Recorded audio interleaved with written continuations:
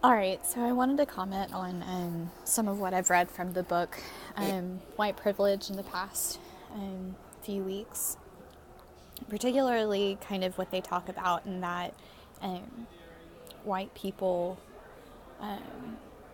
don't necessarily recognize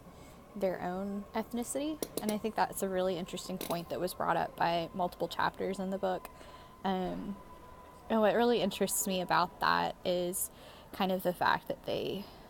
talk about how when white individuals disregard, you know, what comes with their ethnicity, when they don't see it as kind of a valid construct, or they don't see them also as a group that contributes different characteristics to the overall culture, that makes every other ethnicity and every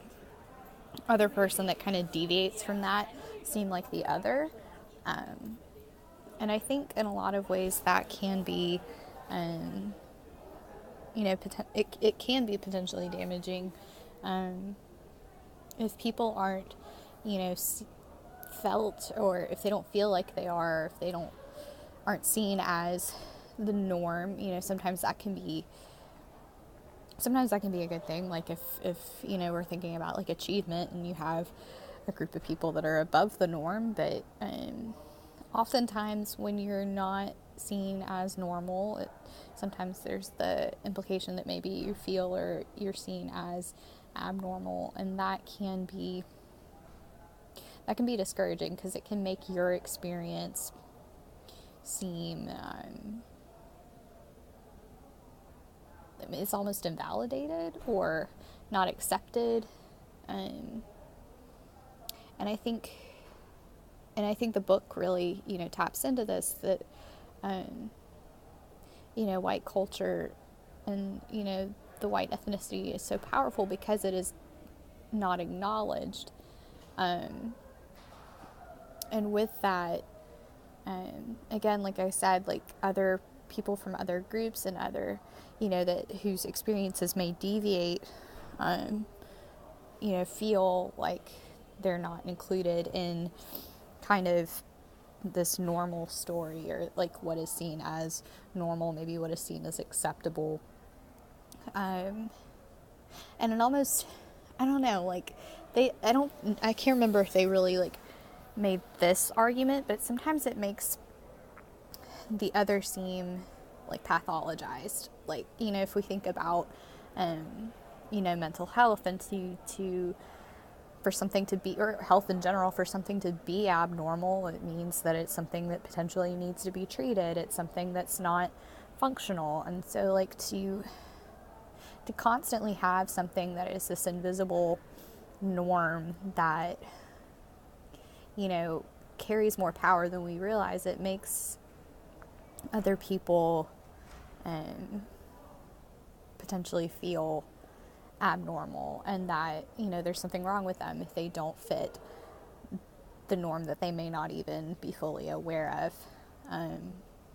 and I think as counselors, and we've talked about this a lot, of like not making assumptions, but I think it's important that we realize the weight that this invisible, almost invisible ethnicity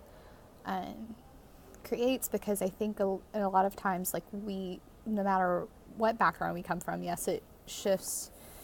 depending on the experiences we've had, but I think as Americans in particular, and as part of Western culture in particular, I think a lot of us, our kind of way we see normal is largely tied to that white kind of centered, ethnocentric view. Whether, if we're not careful, like, we can build our assumptions based on so many things that are seen as Western or white. Um, and I think that, um, that in general, like as counselors, we really have to be careful and aware of like what we view as normal, what is our normal that we're acting upon, or navigating life from, like what is that lens. And I think that goes back to that invisible veil. But I think when we make it visible, it gives us, that's when we can navigate it. That's when we can kind of attack it and be aware of it, and maybe notice when those cognitions are coming up, or maybe those assumptions are coming up, or expectations are coming up when we're interacting with a client. Because I think when that normal is not acknowledged, sometimes it can give us blind spots. It can create barriers in us really getting to know our client, and it can be dangerous. And then it can also limit us and the things that we expose ourselves to, and the opportunities that we pursue as counselors and as people in general. So yeah,